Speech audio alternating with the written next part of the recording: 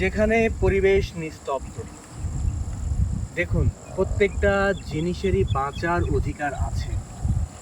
মাটি কেটে ফেলেছে, খেজুর গাছটা মরে গিয়েছে।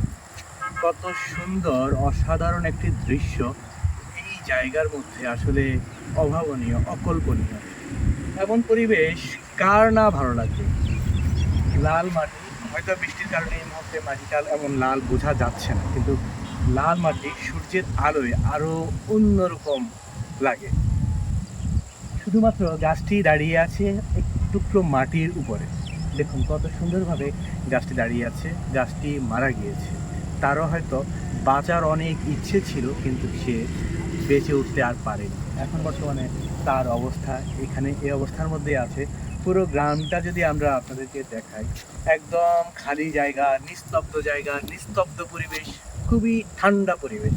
এখানে কৃষকেরা মাঝে মধ্যে হয়তো অনেক কিছুই করেছে, আমরা তা দেখতে পাচ্ছি যে এখানে ধান বা শাক সবজি অনেক কিছুই করেছে তারা, সেগুলো দেখেছি।